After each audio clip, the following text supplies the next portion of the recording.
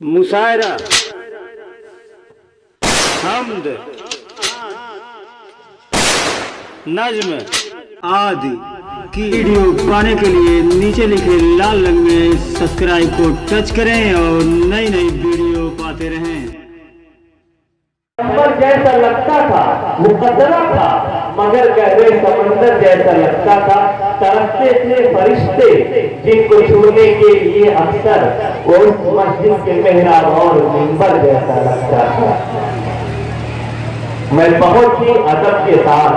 एहतराम के साथ अपने दोस्त मदरसा हाजा के सदरुल मुदर्रिसीन हजरत मौलाना मुफ्ती मसूद अहमद साहब कासमी मददुल आली से दरखास्त करता हूँ कि हजरत तशरीफ लाए और अपनी कीमती बातों से हम तमाम सामाईन को मुस्तफीद फरमाए। तेरे सीने में पोशीदा है राज़े जिंदगी कहिए मुसलमान से हदीसे सोज साजे जिंदगी कहिए। मुफ्ती मसूद अहमद साहब कासमी आप हज़रात के रूबरू। अल्हम्दुलिल्लाह नहमदुहु व नस्तईनुहु व नस्तगफिरुहु व नु'मिनु बिही व नतवक्कलु अलैहि व नऊज़ु बिल्लाहि मिन शुरूरि अनफुसिना व मिन सय्यिआति अमालिना। मन यहदिहिल्लाहु फला मुज़िल्ल लहु व मन युज़लिल फला हादिय लहु। ونشهد أن لا إله إلا الله وحده لا شريك له ونشهد أن محمدا عبده ورسوله صلى الله تعالى عليه وعلى آله وأصحابه وبارك وسلم تسليما كثيرا كثيرا. أما بعد فقد قال الله تبارك وتعالى أعوذ بالله من الشيطان الرجيم بسم الله الرحمن الرحيم. لقد كان لكم في رسول الله أسوة حسنة. صدق الله العلي العظيم. قال النبي صلى الله عليه وسلم أتبع السيئة الحسنة تمحوها وخالق الناس بخلق حسن أو كما قال عليه الصلاة والسلام. اسٹیج پر دعا فروغ حضرات علماء کرام، محترم سامعین کرام، پردہ نشین مائیں اور بہنیں، آپ حضرات نے بذریعہ اشتہار اور پوسٹ پر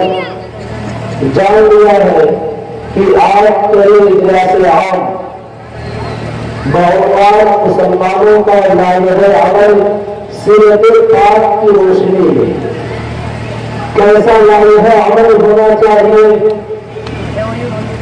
زندگی گزارنے کا طریقہ کیا ہونا چاہیے، سیرت پاک کی روشنی میں وہ کون سا ہم لائحہ عمل تیار کریں کہ اسلامی معاشرے کا اجلاس جو منعقد کیا گیا وہ اپنے مقصد میں کامیاب ہو جائے۔ تو اس کے لیے مجھے یاد آتا ہے کہ قدم قدم پہ رحمتیں، نفس نفس پہ برکتیں، قدم قدم پہ رحمتیں، نفس نفس پہ برکتیں۔ جہاں جہاں سے وہ شفیع العافیہ گزر گیا، جہاں نظر نہیں پڑی وہاں ہے رات آج تک، جہاں نظر نہیں پڑی وہاں ہے رات آج تک، وہی سحر ہوئی جہاں جہاں گزر گیا، جہاں جہاں سیرت پاک رسول اللہ صلی اللہ علیہ وسلم کے اسوے کو اپنایا گیا، آپ صلی اللہ علیہ وسلم کی سیرت و کردار کو اپنایا گیا، آپ کے کیریکٹر کو اپنایا گیا، آپ کے اخلاق و کردار کو اپنایا گیا، وہاں پر ایسے امن و امان کی فضا قائم ہوئی اور ایسا چین سکون کا معاشرہ وجود میں آیا کہ کوئی معاشرے میں بدامنی دیکھنے والا نہیں، بلکہ ہر ایک پورے چین سکون کے ساتھ زندگی گزار رہا ہوتا ہے اور وہ صبح کرتا ہے تب بھی وہ اپنے عزت اور آبرو کی حفاظت کے ساتھ کرتا ہے اور شام کرتا ہے تب بھی اس کی عزت و آبرو کی حفاظت ہے، اس کے جان اور مال کی حفاظت ہے۔ کب جب اس نے سیرت رسول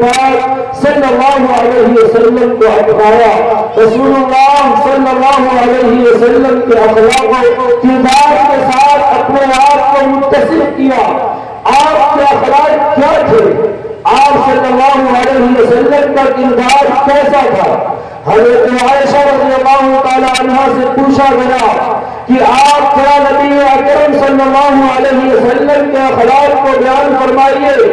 آپ کیا نبی پاک صلی اللہ علیہ وسلم کی سیرت کو بیان فرمائیے، آپ صلی اللہ علیہ وسلم کے کردار کا تذکرہ فرمائیے۔ حضرت عائشہ صدیقہ رضی اللہ تعالی عنہا نے ایک مختصر سے جملہ ارشاد فرمایا اور کہا، قرآن نہیں پڑھتے کیا تم قرآن نہیں دیکھتے؟ قرآن کی آواز کھولتے جاؤ، قرآن کی تعلیمات کو پڑھتے جاؤ، قرآن کے الفاظ کی تلاوت کرتے جاؤ، قرآن کے الفاظ کو دہراتے جاؤ، قرآن کے الفاظ کو پڑھتے جاؤ۔ یہ سب کے سب تمہیں آپ صلی اللہ علیہ وسلم کے اخلاق و کردار کو بتلائیں گے، آپ صلی اللہ علیہ وسلم کی تہذیب کو بتلائیں گے، آپ صلی اللہ علیہ وسلم کی سیرت کی عکاسی کریں گے۔ قرآن خلق القرآن ایک مختصر سا جملہ ہے کہ آپ کی سیرت یہ قرآن کریم ہے، آپ کا اخلاق یہ قرآن کریم ہے۔ قرآن کریم ایک علمی کتاب اور آپ صلی اللہ علیہ وسلم اس کی عملی نمونہ ہے کہ گویا کہ مسلمانوں کے لیے راہ عمل جو سیرت پاک کی روشنی میں ملتا ہے، سیرت پاک کے جلوے میں ملتا ہے، سیرت پاک کو پڑھنے سے ملتا ہے، سیرت پاک کے آرام کے کھلائنے سے ملتا ہے،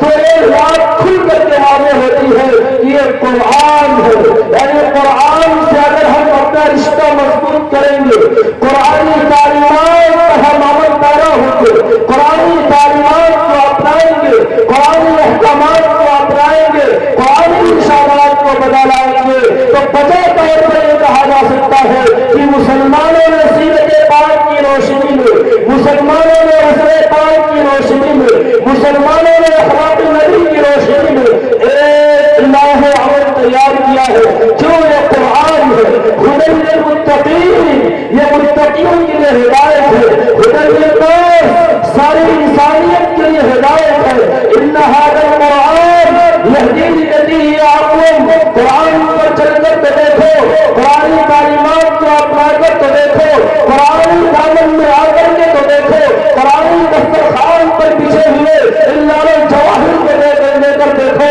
یہ تمہیں سیدھے راستے کی رہنمائی کریں گے۔ ان ھذا القرآن یہدی للتی ہی اقوم، زمانہ آج بھی قرآن ہی سے فیض پائے گا، زمانہ آج بھی قرآن ہی سے کامیاب ہوگا، زمانہ آج بھی قرآن ہی سے فیض و فلاح پائے گا، زمانہ آج بھی قرآن کریم سے صراط مستقیم پر گامزن ہوگا، زمانہ آج بھی قرآن کریم سے سیدھے راستے پر آئے گا، زمانہ آج بھی قرآن کریم سے مقصد کی طرف گامزن ہوگا، زمانہ آج بھی قرآن کریم سے سیدھے منزل کی طرف جائے گا، تو زمانہ آج بھی قرآن ہی سے کامیاب و کامران ہوگا۔ کامیابی اور کامرانی چاہتے ہو، اس لائحہ عمل کو دیکھنا چاہتے ہو، اس لائحہ عمل کو اپنانا چاہتے ہو، اس لائحہ عمل کو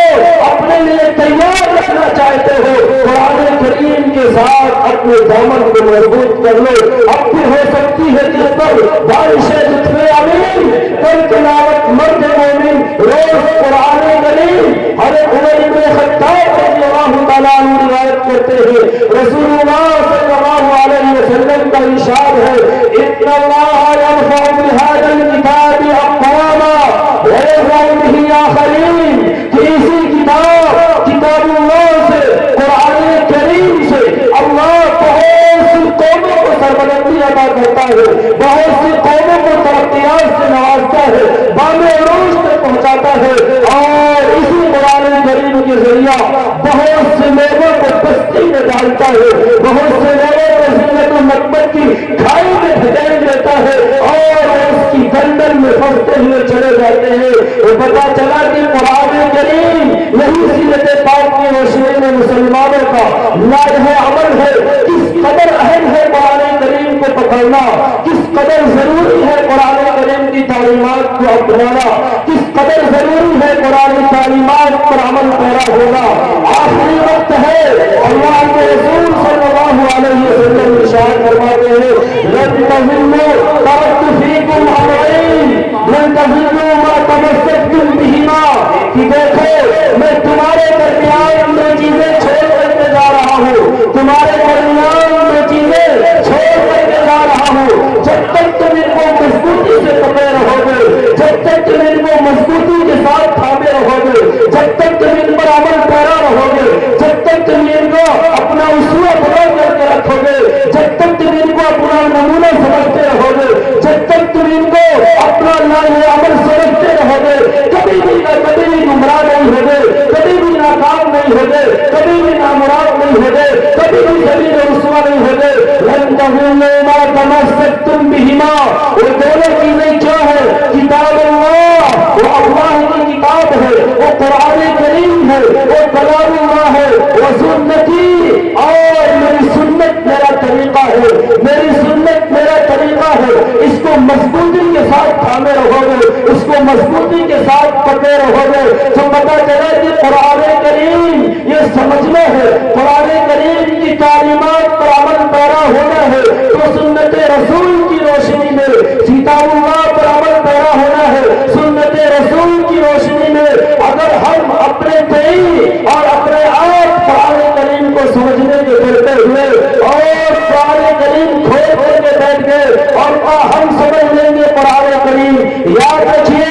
جب تک سنت رسول نہ ہو، حدیث رسول نہ ہو، شرح رسول نہ ہو، وضاحت رسول نہ ہو، بیان رسول نہ ہو، قرآن کریم کو نہیں سمجھ سکتے۔ اگر بیان رسول کے بغیر قرآن کریم کو سمجھنے کی کوشش کرو گے، بیان رسول کے بغیر قرآن کریم پر عمل پیرا ہونے کی کوشش کرو گے، تو یاد رکھیے زیادہ حق سے بھٹک جاؤ گے، صراط مستقیم سے دور جا گرو گے۔ قرآن جو کہتا ہے اقیموا الصلاۃ وآتوا الزکاۃ، نماز کو قائم کرو، نماز کی پابندی کرو اور زکات کی ادائیگی کرو۔ کیسے کرو گے نماز کی پابندی؟ کس طریقے سے نماز کو قائم کرو گے؟ کیسے نماز کی پابندی کرو گے؟ زکات کی ادائیگی کا طریقہ کیا ہوگا؟ کتنے مال میں زکات کی ادائیگی ہوگی؟ کتنا مال ہوگا تو صاحب نصاب ہوگے؟ یہ قرآن کریم بیان نہیں کرتا، یہ سنت رسول اور بیان رسول واضح کرتا ہے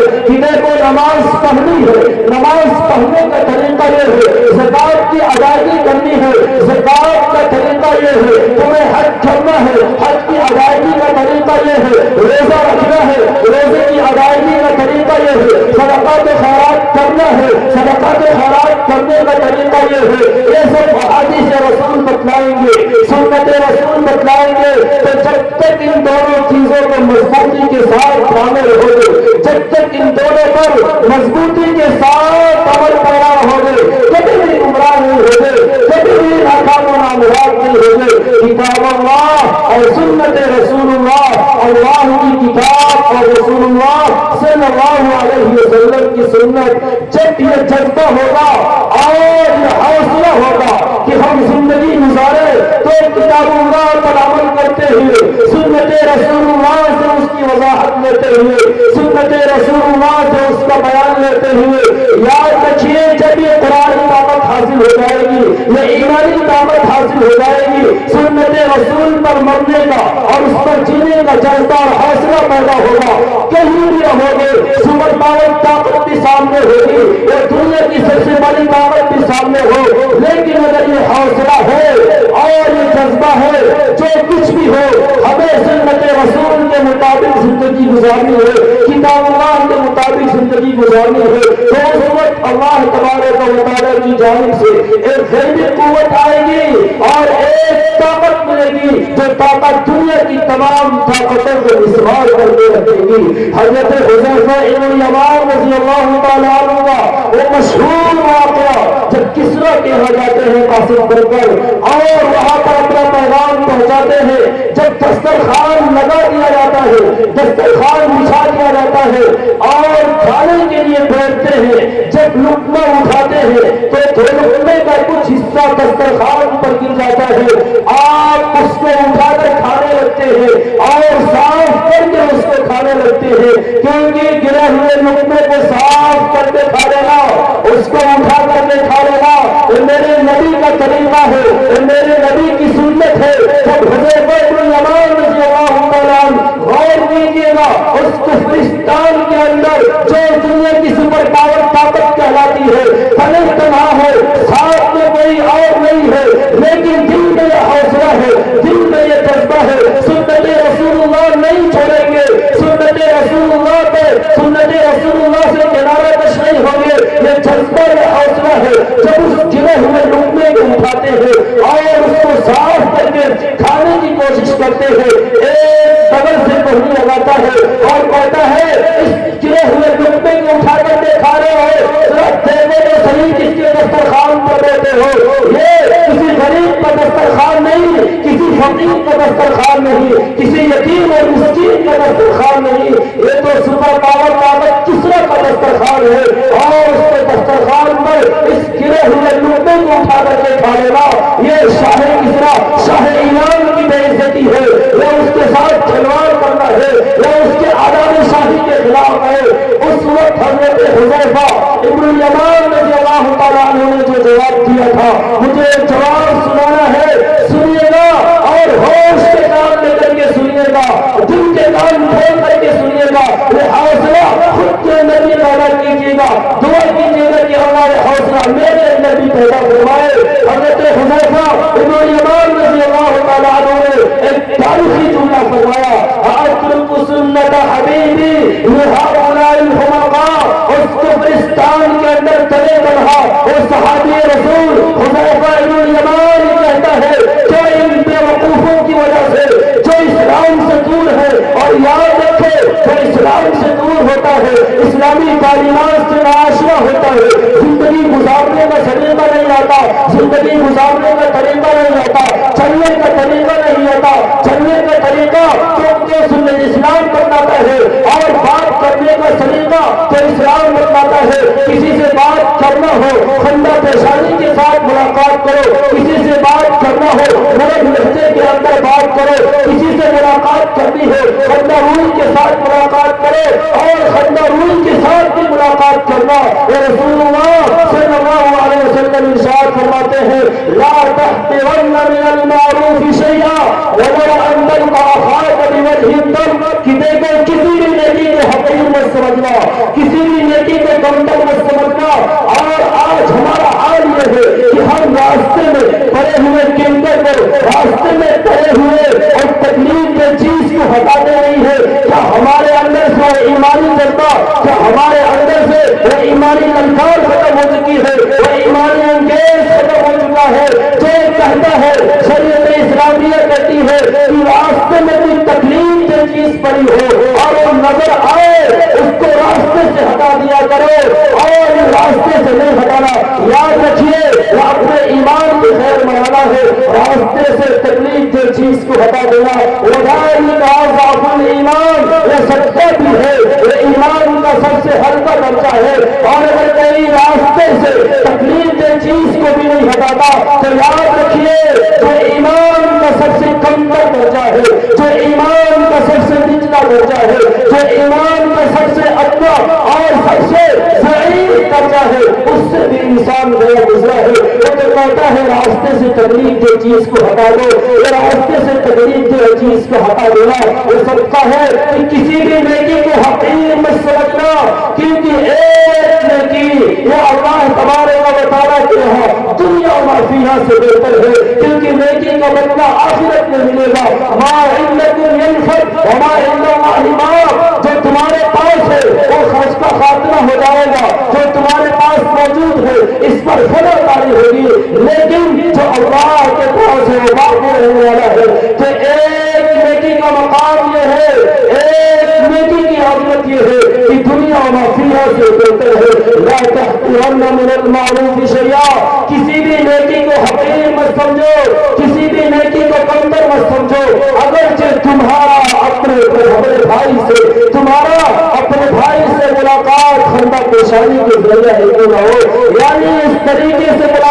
تمہارے خندہ پیشانی کے ساتھ ملنا بھی ثواب ہے، اس کو حقیر مت سمجھو۔ کان وجہ رسول اللہ صلی اللہ علیہ وسلم مبتسما، جو کوئی آپ کو دیکھتا اور یہ سمجھ جاتا کہ آپ صلی اللہ علیہ وسلم مسکرا رہے ہیں، یہ آپ صلی اللہ علیہ وسلم کی ملاقات کا عالم تھا۔ جب آپ متوجہ ہوتے، مکمل طریقے سے متوجہ ہوتے اور مجلس میں موجود ہر ایک شخص یہ سمجھتا کہ اللہ کے رسول صلی اللہ علیہ وسلم میری جانب متوجہ ہے اور مکمل طریقے سے متوجہ ہے، جتنا میری طرف توجہ ہے کسی اور کی طرف نہیں ہے۔ یہ آپ صلی اللہ علیہ وسلم کے بات کرنے کا سلیقہ اور طریقہ تھا، یہ آپ صلی اللہ علیہ وسلم کی سنت ہے۔ ایسا نہ ہو کہ ملاقات کے لیے گئے ہو لیکن اس ملاقات گھنٹے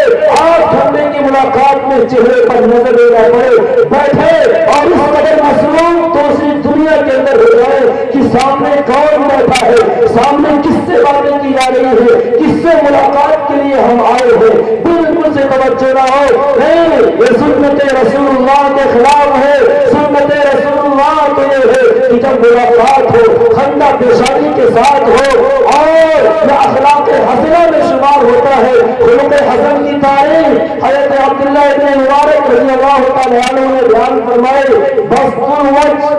کف الاذی، کہ چہرے کا کھلا رکھنا، خندہ پیشانی کے ساتھ ملنا، چہرے کو کھلا ہوا رکھنا،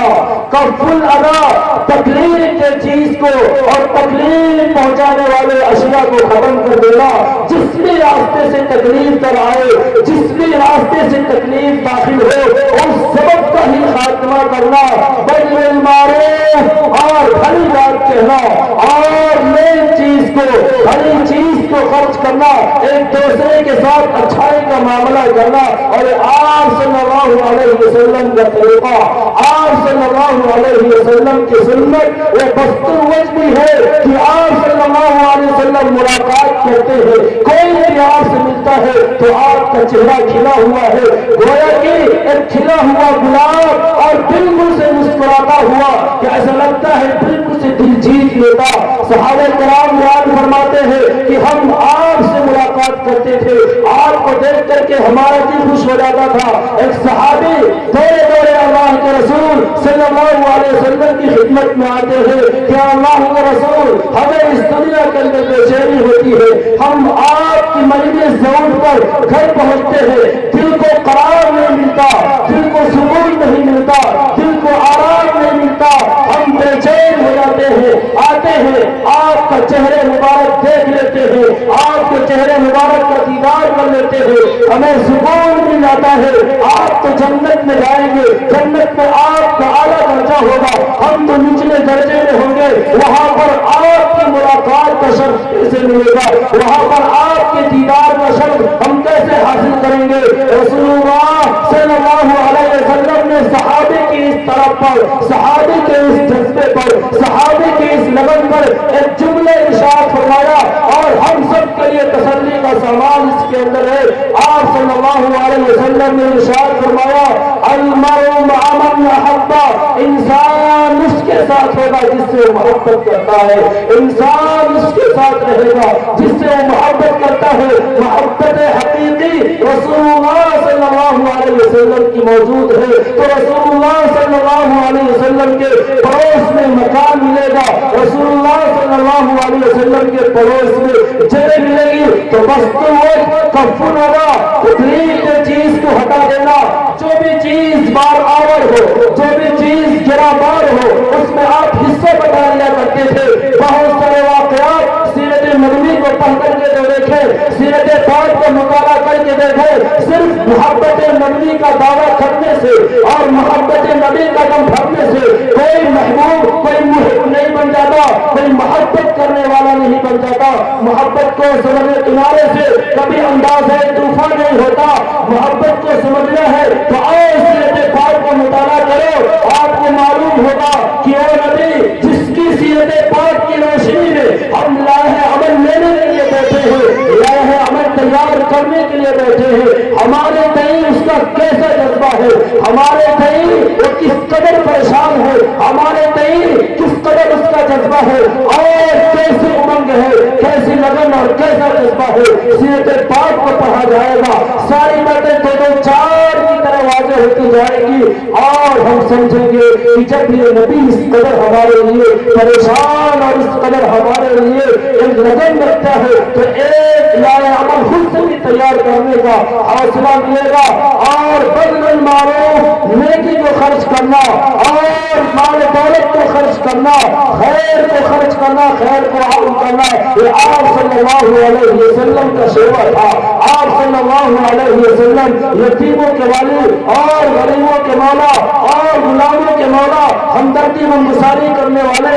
اخوت و بھائی چارگی کو عام کرنے والے, سب بین المعروف کے اندر یہ آپ صلی اللہ علیہ وسلم کی لگن, یہ آپ صلی اللہ علیہ وسلم کے اخلاق اور اخلاق کتنے پاکیزہ ہوں گے, کتنے پاکیزہ ہوں گے. آپ اندازہ لگائیں کہ نبی کو اللہ معصوم رکھتا ہے اور جب نبی نے جب قوم نے دلیل مانگی کہ آپ نبوت کا دعویٰ کرتے ہیں, آپ کے پاس دلیل کیا ہے, تو آپ نے یہ نہیں کہا کہ دیکھ لو میرے پاس یہ سرٹیفکیٹ ہے, یہ قرآن کا نزول ہو رہا ہے, دیکھ لو یہ قرآن کی آیتیں ہیں, یہ رسول اللہ تبارک و تعالیٰ کا فرمان. کہا وہ دیکھنا ہے اور دلیل کو دیکھنا ہے, دلیل کو سمجھنا ہے. فقط لبثت فیکم عمرا من قبل, میں تمہارے درمیان اس سے پہلے اپنی زندگی کے 40 سال کا عرصہ گزار چکا ہوں. اس 40 سال کے عرصے کو پڑھ جائیے, اس 40 سال کے عرصے کا مطالعہ کر لیجئے, اس 40 سال کے عرصے کا جائزہ لے لیجئے, اس 40 سال کے حالات و واقعات کو پڑھ جائیے. آپ کو معلوم ہوگا یہ چیلنج وہی کر سکتا ہے, یہ چیلنج وہی کر سکتا ہے کہ جس کے دامن عفت پر کوئی داغ کوئی دھبا نہ ہو, جس نے زندگی اس طریقے سے گزاری ہے کہ میری زندگی اسی احتیاط میں گزری, میری زندگی اسی احتیاط میں گزری کہ میرا آشیانہ کسی شاخ چمن پہ گھاؤ نہ ہو. ابو طالب کی اولاد زیادہ ہے, اللہ کے رسول صلی اللہ علیہ وسلم فرماتے ہیں کہ ان کے اوپر خرچے کا بہت زیادہ پڑتا ہے, لائیے ہم اس کی کفالت کر لیتے ہیں. حضرت عباس رضی اللہ تعالیٰ عنہ کی کفالت میں لیتے ہیں, حضرت علی رضی اللہ تعالیٰ عنہ ابو طالب کی اولاد ہے, ابو طالب کے بیٹے ہیں, یہ آپ صلی اللہ علیہ وسلم کفالت میں لے لیتے ہیں. کیوں ایسا نہ ہو کہ ان کے اوپر زیادہ بار ہو, تو اس طریقے سے آپ صلی اللہ علیہ وسلم ہمدردی اور غمگساری, ایک دوسرے کی خبرگیری اور ایک دوسرے کو بوجھ کو ہلکا کرنا اور ایک دوسرے کے بوجھ کو کم کرنے کی فکر تھی کہ آپ صلی اللہ علیہ وسلم اس طریقے سے معاملہ کیا کرتے تھے. اور غلاموں کے ساتھ بھی یہ معاملہ تھا. زید بن حارثہ جب باپ لینے کے لیے آیا اور باپ نے یہ کہا کہ اس بچے کو ہمارے ساتھ بھیج دیجیے, ہم اس بچے کو لے کر کے جانا چاہتے ہیں اور یہ بچہ ہمارا ہے, چاپ تو دام مانگے وہ دام دینے کے لیے تیار ہو. کہا مجھے دام کی کوئی ضرورت نہیں, قیمت کی کوئی ضرورت نہیں, یہ بچہ موجود ہے, یہ جانا چاہے خوشی سے رخصت ہونا چاہے لے جا سکتے ہو, میں اس پر زور نہیں کر سکتا. جب زید بن حارثہ سے کہا کہ چلو اور ہمارے ساتھ چلو, زید نے یہ کہا کہ ہمیں جس گھر کی غلامی کا شرف حاصل ہوا ہے, یہ باپ کی محبت اس پر قربان کی جا سکتی ہے, میں اس دل کو چھوڑ کر جانے والا نہیں, میں غلامی کی زندگی کو آزادی پر ترجیح دیتا ہوں. آپ غور فرمائیں اور سوچیں کیسا معاملہ ان غلاموں کے ساتھ بھی ہوگا, کیسے اخلاق آپ صلی اللہ علیہ وسلم کے, کس قدر امت کا درد, امت کی فکر. ایک صحابی کا بچہ گم ہو جاتا ہے, اعلان کرتے ہیں کہ یہ بچہ مل جائے, اللہ کے رسول صلی اللہ علیہ وسلم کی خدمت میں آتے ہیں اور کہتے ہیں کہ دیکھو میرا بچہ گم ہو گیا ہے, اب دعا فرمائے بچہ مل جائے. اتنے میں ایک صحابی آتے ہیں, آ کر کے کہتے ہیں کہ آپ کا بچہ فلاں جگہ کھیل رہا ہے اور بچوں کے ساتھ ہے. آپ صلی اللہ علیہ وسلم نے فرمایا کہ دیکھو تمہارا بچہ فلاں جگہ پر موجود ہے, جاؤ اپنے بچے کو لے لو, لیکن یاد رکھنا, لیکن یاد رکھنا اس بچے کو بیٹا کہہ کر کے مت پکارنا, اس بچے کو لخت جگر کہہ کر کے نہ پکارنا, اس بچے کو نور نظر کہہ کر کے نہ پکارنا. کیوں اللہ کے رسول صلی اللہ علیہ وسلم کیوں نہیں पुकारेंगे बेटा कह करके, वो तो मेरा नूर नजर है, उसको देखूंगा मेरी आंखों को सुरूर मिलेगा, उसको देखूंगा मेरी आंखों की ठंडक हासिल होगी, क्यों ना मैं उसको बेटा कह करके पुकारूं। आपने फरमाया अभी करीब की जंग हुई है और बहुत से सहाबा किराम शहीद हुए हैं, उसमें वो बच्चे भी हैं कि जिनके बाप उस जंग में शहीद हुए हैं। कहीं ऐसा न हो कि तुम अपने बच्चे को बेटा कह करके पुकारो, अपने बच्चे को लख्ते जिगर कह करके पुकारो और उन बच्चों की हसरत इजाद जाए, उन बच्चों के अंदर कहीं अरमान और कहीं हसरतें आ जाए। ऐ काश आज हमारा भी बाप जिंदा होता तो हमें भी बेटा कह करके पुकारता, हमें भी लख्ते जिगर कह करके पुकारता, हमें भी नूर नजर कह करके पुकारता। कहीं ऐसा न हो कि उन बच्चों के दिलों को ठेस पहुंचाए, उन बच्चों के दिल और उन बच्चों के कलूब जख्मी हो जाए जिसका कोई इलाज नहीं ढूंढा जा सकता। इसलिए बच्चे को बच्चा कह करके पुकारना, बेटा कह करके ना पुकारना। जरा गौर करें इस वाक़े की रोशनी में, आप सल्लल्लाहु अलैहि वसल्लम के सीरत की रोशनी में, आप सल्लल्लाहु अलैहि वसल्लम के इस तालीम की रोशनी में कि जब अल्लाह तबारक व तआला ने हमें वसाअत दी है, हमें फराखी दी है और हम बाजार से सामान ले करके आते हैं तो जहाँ हम अपने लिए भी सामान खरीदे और उन गरीबों के लिए भी कुछ सामान ले लिया करें। अगर नहीं होता तो कम अज कम उन मौसमी चीजों का इस्तेमाल करते हुए उसके छिलके वगैरह को इस तरीके से न रखा जाए कि गली में खेलने वाला वो गरीब बच्चा, गली में खेलने वाला वो मिस्कीन बच्चा, गली में खेलने वाला वो यतीम बच्चे के अंदर ये तड़प उठे काश अगर अल्लाह ने मेरे बाप को भी मान लिया होता, मुझे भी फराखी और उसरत दी होती तो आज हम भी इन फलों का इस्तेमाल करते। अरे शरीयत की तालीम तो ये है कि अगर ले करके जाते हो छुपा करके ले करके जाओ, उसको इस्तेमाल करो तो उनके छिलकों को और उनके ज़वाइद को इस तरीके से रखो कि पता ना चले, थोड़ा थोड़ा करके रखो ताकि किसी के दिल के अंदर ये हसरत न जाग उठे और किसी के दिल के अंदर वे तड़प न हो। आप सल्लल्लाहु अलैहि वसल्लम की तारीफ है। बहरहाल मैं अर्ज़ कर रहा था जब लाहे अमल तैयार करना होगा, लाहे अमल की रोशनी में उस लाहे अमल पर अमल पैदा होंगे तो ये जज्बा हो। हज़रत हुज़ैफा इब्न यमान रज़ियल्लाहु तआला अन्हु ने कहा अतरकु सुन्नत हबीबी लिहाउलाइल हुबक़ा, इन बेवकूफों की वजह से मैं अपने महबूब की सुन्नत को छोड़ दूं, मैं अपने महबूब के तरीकों को छोड़ दूं। याद रखिए जिसको सच्ची मोहब्बत होती है, सच्ची तरफ और सच्ची लगन और सच्चा ताल्लुक होता है, वो कभी भी महबूब के अदाओं से, महबूब के किरदार से, महबूब के किरदार से, महबूब के अखलाक से खिलवाड़ नहीं करता, बल्कि अपने आप को उसी कॉलम में ढालने की कोशिश करता है। या रब तेरे महबूब की शबाहत लेके आया हूँ, हकीकत तो इसे करके मैं सूरत लेके आया हूँ।